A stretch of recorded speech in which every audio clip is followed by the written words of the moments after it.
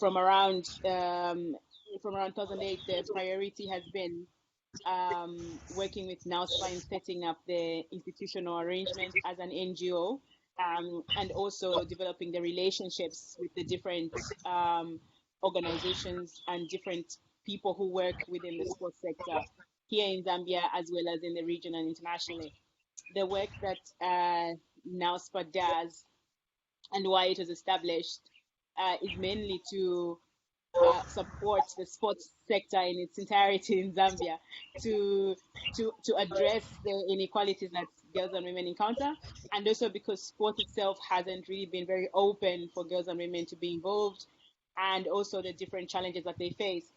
So our main interest is in getting whoever is working within sport to understand the needs of girls and women, and also to understand what changes they could be making to make the situation a bit more positive than it is.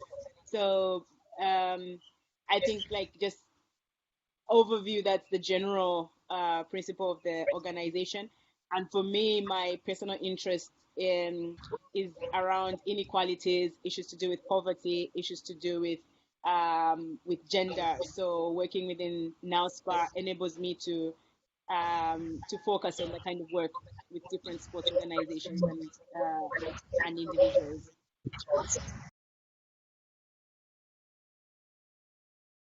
Few months, as with everywhere else, we've had several incidences of people getting infected with the COVID. So the national response from the government has been an emphasis on prevention methods of reducing interaction of people. So there's essentially been a lockdown, and it's a bit indefinite as to when that's going to end. But just today, there was an announcement around some activities and some institutions being able to open up again. For example, airports are opening again, and some gatherings, including sports activities, are now open, not to the maximum extent. They still have to organize in such a way that they are observing distance, prescribed distance, as well as fewer people at a time. So for NOWSPAR, what that has meant over the last few weeks was a slowdown in several of the activities that we run, because we work a lot directly with young people in schools, but because the schools have been closed, so that aspect of our programming came to a standstill. But then there are activities that we deliver outside of school for girls as well, and both girls and boys in different communities. So those are a bit able to continue, but at a reduced and adjusted in an adjusted way. For example, we would have activities which are sports activities or physical activities incorporating lessons maybe on financial literacy or health and rights, and you'd have groups of like maybe 25 to 30 young people. But because of the regulations, that has had to reduce, like you can't be more than 10 people. So that has meant really adjusting how many sessions you can deliver, and where you can get what kind of work you can do. So part of the adjustments we made are starting with at organization level. So firstly, we had to reduce the number of people who were working in the office. On a normal day, we would have maybe 12 people at the office, sometimes even more. But in view of the situation, we had to have a regulation of reducing maybe almost to half. So people would come into the office on a rotation basis, but also almost everybody has had to work from home now.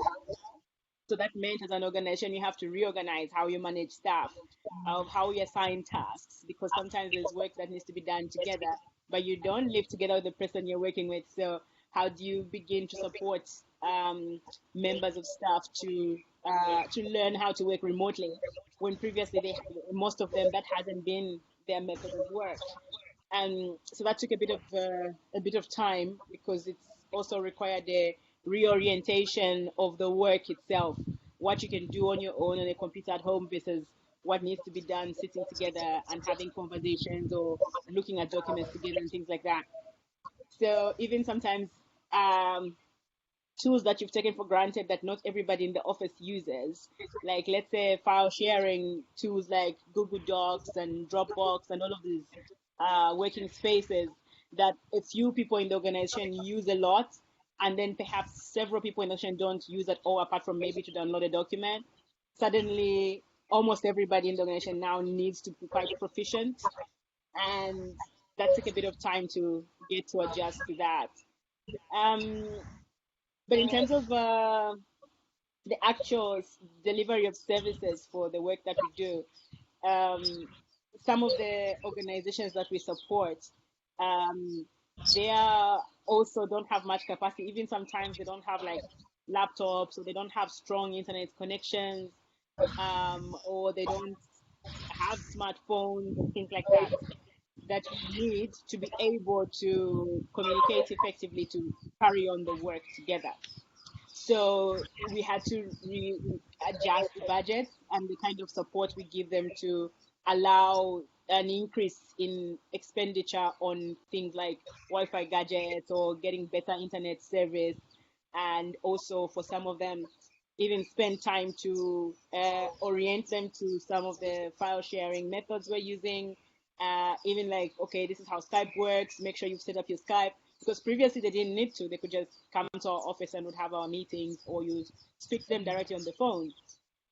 So what support looks like, I had to also sort of adjust. So it's for the work that we do. Maybe let me just talk about that briefly. Some of the work we do is working directly with sports organizations. These are community sports NGOs. Some of them are new and they're just setting up over the last few years. Some are just figuring out how to register and become formalized. And then some of them are already formalized, but they don't have much income yet. They don't have any major funders yet.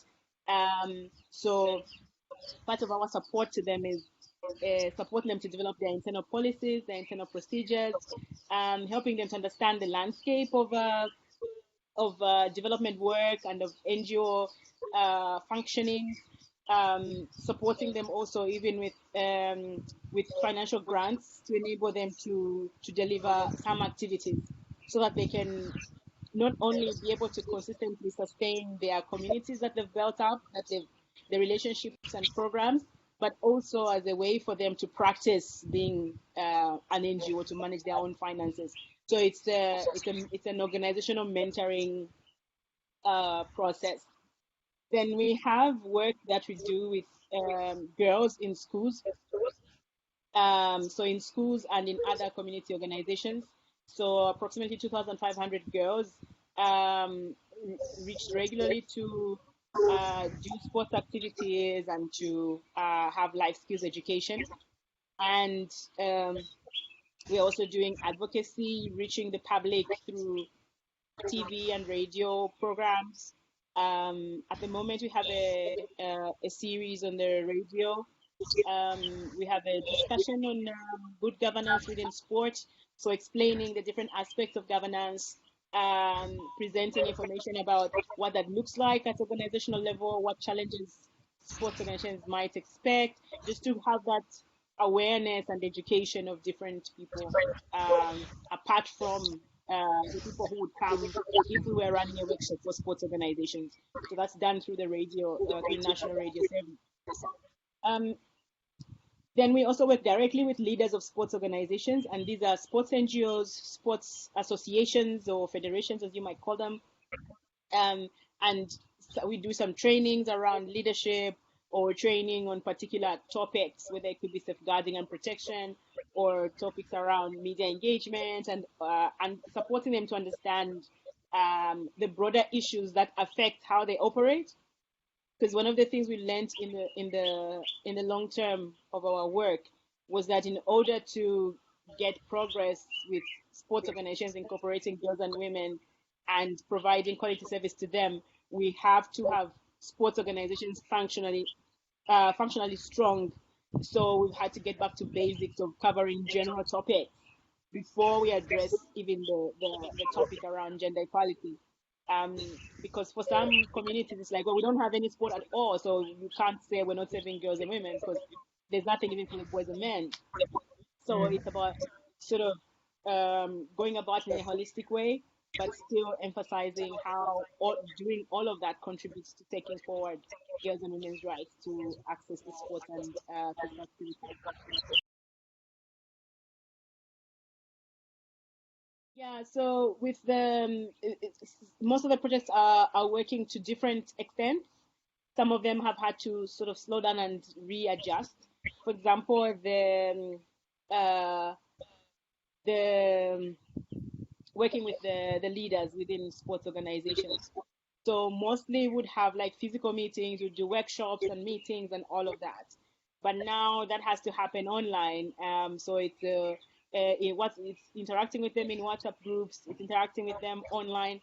But the challenge is not everyone is proficient. So it can't always be the the quality of how we achieve the work is not always guaranteed. So we are still quite how to say, we're still quite tentative about it. That yes, we'll still do it. We have the interactions online with them, but we are very aware, firstly, that not everyone manages to attend, because the other challenge that we have, like I mentioned in my email, is the electricity supply. So we have several hours when there's no electricity, so it's really hard um, to be online at the same time with several people. Because for somebody else there's no electricity in their area and so they can't come join the meeting, and sometimes just listening to recordings or reading what others have said might not exactly achieve what you might achieve in a conversation happening all together once. But we are exploring that. But where we think it's still working okay is the work we're doing mentoring the emerging sports organizations, because that's a small group of people. I think it's about seven or eight individuals from their organizations, and so it's very consistently scheduled. And for some of them, it's one-on-one with somebody in the organization, so they're a bit more flexible and in control of when sessions can happen, and they're using a combination of phone calls, emails, or internet calls and discussions. So I think it's varying depending on what the activity is. The activities with reaching directly with the girls and the adolescents are a bit more difficult, because of the number that you need to have. But what we did was to realign budgets to now incorporate expenses for the face masks, the sanitary washing soap and detergent and things like that, and also even just like the hand washing basins and things for the place where they're having their session. So all these are new items that previously were not there, but they are a requisition, they're requirements before we can proceed to have those kinds of activities. So the activities that are going ahead are sort of reorganized, and they're reorganized in form of the logistics that now need to happen that we didn't have to do before. They're also reorganized in terms of the priority of what the session covers. So, for example, a few weeks ago, we were having a session around menstrual health because it's International Menstrual Health Day. But for that session, before you go and have a conversation on menstrual health, we first of all had to have a conversation on COVID-19, because in some communities, they're not fully aware of the new information. So you start out, first of all, by discussing the COVID-19, give information of what it's about, what the interventions are, and do demonstrations on how to wear masks, how to wash hands properly, all of those things.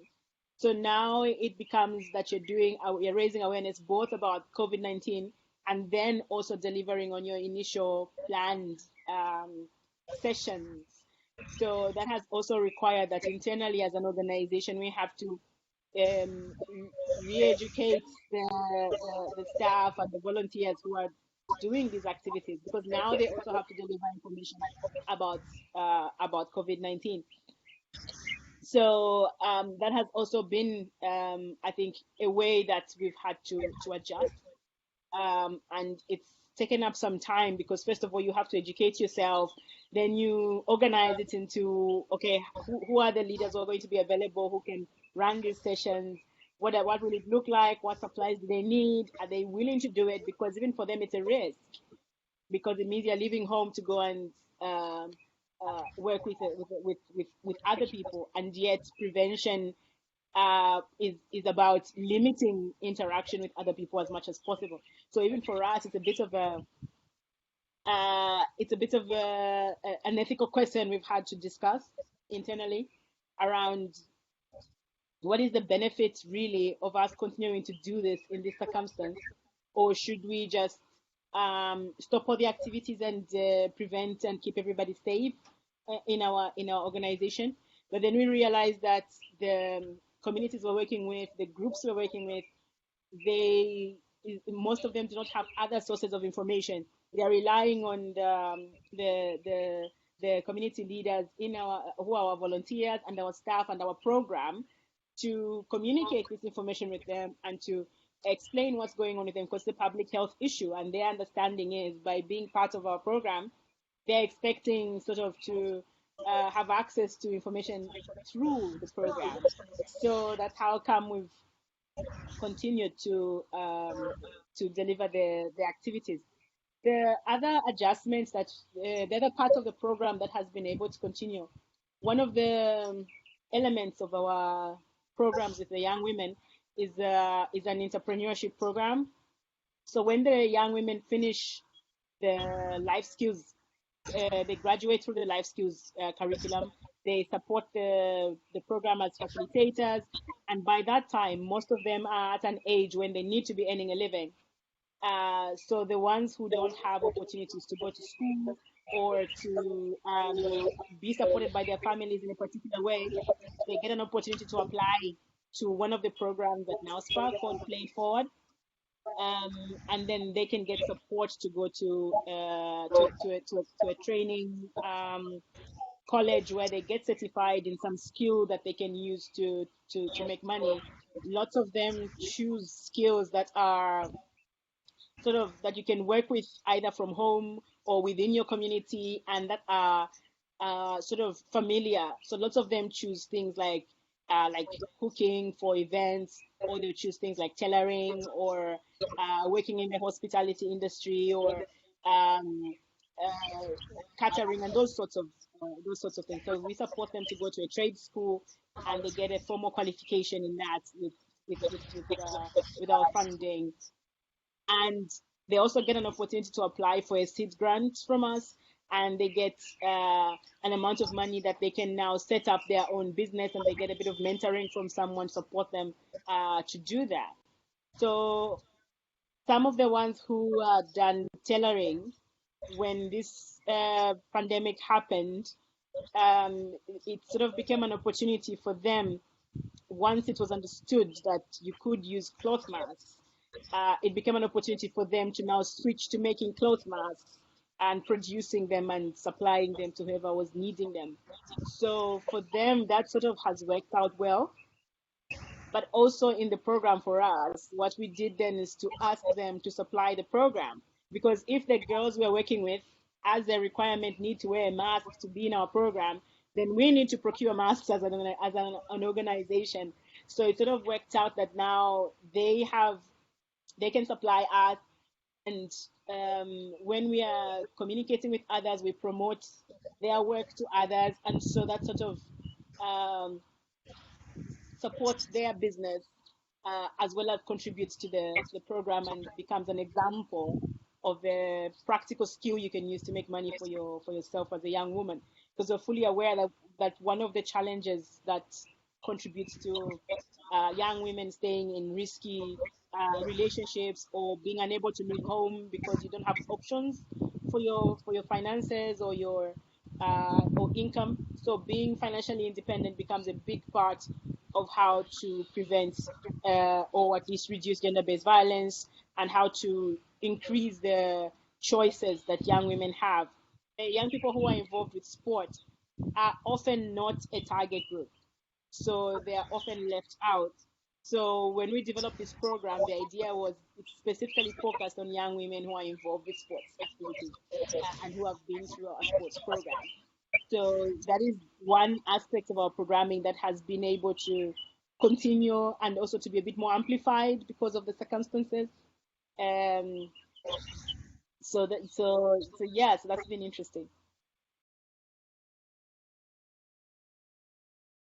Um, it's been different levels of response in the organizations that we're working with. Some of them some of them are more have been more capable to actually take up more activities because so I give an example of there's an organization called the Musokotwane Foundation. They are based in a rural area in the southern province, and part of their activities are supporting young women who have been rescued from forced marriages or who are married off too young, and so they've been retrieved and being supported with education again and to get their lives back together. So because they are work very closely with the villages where they are located and the communities where they are based, they become relied on as an institution that should provide information to the rural area where some of the public information might not be reaching. So they very quickly recognized that, and they discussed with us the opportunity for them to do the education in their community. And this involved reaching out even to the traditional leaders who are the senior authorities in the area, some of the government people with the like local government there, and also the some of the school leaders in the area. So this this situation gave an opportunity for them to demonstrate leadership in their communities. So we supported them with funding to implement the event, to procure the materials, the equipment for the washing and the masks and all of those things.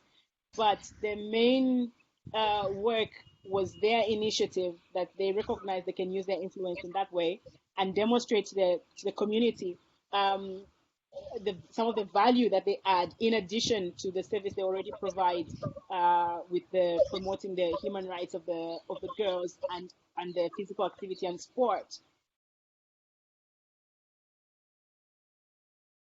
So I think I think it's a good opportunity for learning. Um, some of the discussions we've been having around governance, around the responsibility of the organization leaders and everybody involved on what their responsibility is to ensure that the organization is strong enough to survive the kind of risks that a pandemic like this brings. Um, so governance for us has now become a bit more about, because for sports organizations, when you talk about governance, they're very interested in things like elections, having elections, how making sure you have got your people on the board, have you had your financial audits and things like that. But we've been steering the conversation towards good governance also means you are making sure your organization is ready to face risks and that it can overcome challenges like what's going on with the pandemic. And one of the biggest challenges is the risk to income. So like I said earlier, so for most sports organizations, income is tied to activities and events. There isn't so much income for just sitting there and doing office things. So how do you make sure that you haven't, just because you are going to have a tournament or an event and that sponsorship only covers that? How do we make sure that the organization leaders understand that there's a huge risk of financial loss? And how do we prevent that in the future? For NOWSPAR as an NGO, one of the conversations we've been having is the need for joint advocacy as a sector with other organizations and together with organizations that are funders who provide money, whether they are government bilateral institutions or it's private foundations. It's in the funding mechanisms of sports organizations and institutions like ours. The funding is always restricted, and there are restrictions. For example, like you can't build up reserves because you have to finish all your funding for the year. If you don't finish it, you have to send it back, or the following year you get less what you didn't spend. And putting money into reserves is not recognized as a valid expense. But what this pandemic is hopefully is teaching everyone is that is a necessity. And if that is something that we accept in other sectors, whether it is in the corporate sector or it's in universities or foundations, there's always the importance of having enough reserves for you to function, even if it's for 3, 6 months or a year, if your current funding source was to stop existing.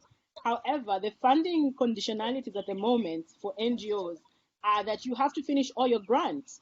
I can't work into the proposal that if I'm applying for a grant of $100,000, I'm going to use 5% of that to contribute to the organization's reserve for the future. It's just not acceptable. But what this pandemic is teaching is that all these things we've been saying over the years, look where we are now, because now there's no grants coming in. What's supposed to happen to organizations in the sports sector? What's supposed to happen to all that work that has gone in developing to where we are? Should it all just get lost out after 4 weeks of shutdown, of lockdown because of COVID? So I think we need to start having different conversations apart from the most popular, which is M&E. Are we measuring results properly? Should we have more qualitative, more quantitative? Are we really demonstrating that sport can contribute to change? I think we now have to go towards what are the ethical implications of the way that we work.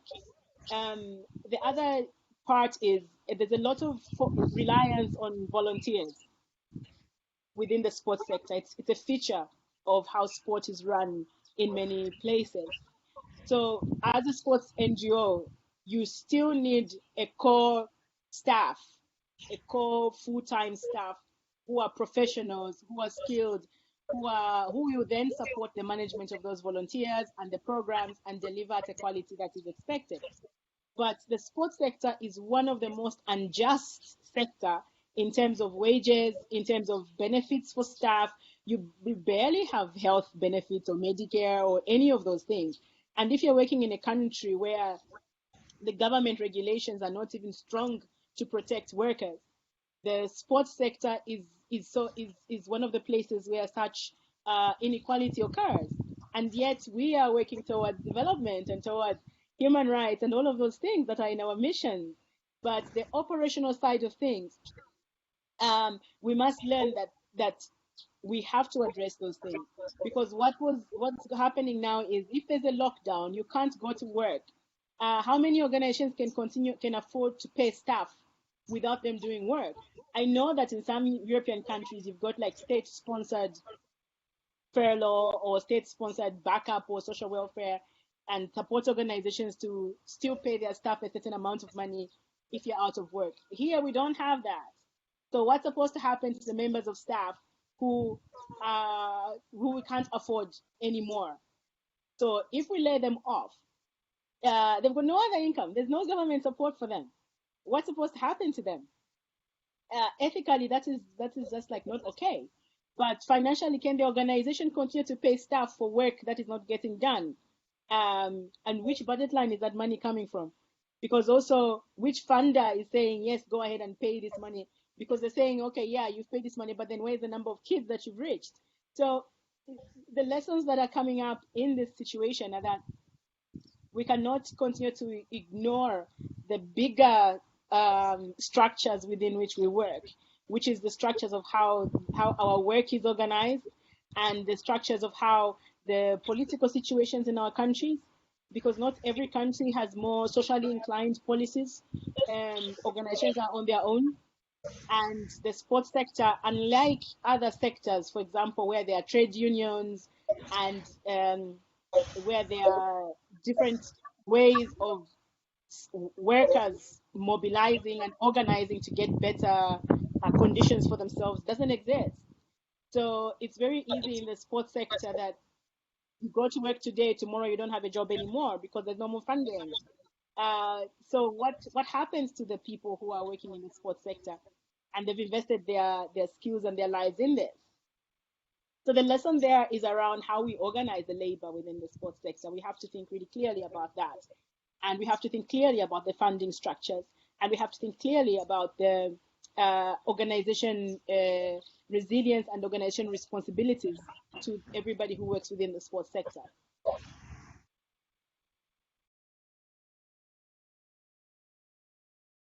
I think it's going to, we need to make some changes. I think we need to think about how to still keep some of the practices we've had to develop now. For example, it was not really a requirement that anybody should be competent at working remotely. Some didn't need it. And so you don't really push it or push people to acquire those skills. But I think that is now something that we must begin to make more of a priority and insist on. And secondly, we have, I think for the future, we have to make some adjustments in our internal human resource policy, because not everybody in the organization would make use of flexi time or working from home and all of that. So how that is overseen and organized, we now have to work it into our operation systems. We have to have policies for it. Like almost everyone in the organization who was working from home has had to now, we have to procure laptops for them to use, get Wi-Fi gadgets. So now our policies and systems around how we manage the technology, previously it was about in the workplace. But now how are we going to manage when people are also out of the workplace and yet they're doing work for the organization? So in the future, we have to think a bit more deeply about these things. We also have to think about how to manage performance when staff are not in the office. What does that look like? So for us, we had some new staff who we brought on board just before the lockdown. I think like maybe 2 weeks before we went into lockdown. We have 2 members of staff. And according to our regulation, the first 3 months is their probation to see how they fit in, whether they can meet the standards and performance and things like that. But we've had to adjust that because the lockdown is a whole new context. So how do we assess some of that when these are extraordinary circumstances? So, so for the future, I think we have to sort of prepare to consider these sorts of circumstances and translate what works in the normal times and see whether any of it also works in times of crisis like this. And also, I think we have to invest a bit more in making sure that as an organization we are clearly aware of some of the risks that are beyond what we've normally had to deal with. Because of where we are based geographically, there are many places in the country where they've had crises, like they've had flooding, they've had all sorts of different situations that disrupt how they work.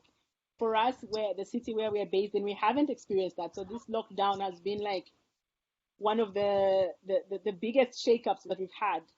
Previously, we've had to deal with something like a cholera outbreak, but then it doesn't cause a shutdown. It's just like you up your sanitation, you support staff, and you do all of those things. But this is just like a whole new way of that's quite adjusting quickly. So so we're definitely going to keep some things for the future, and also we are interested in the future in also having conversations with other organizations, not just in the sports sector, but outside the sports sector, because we're interested in how are they getting around certain issues. What are they doing that we could also be doing, and what did they do before perhaps that set them up to be more prepared than we could have been. So I think to be a bit more deliberate in our risk management and forecasting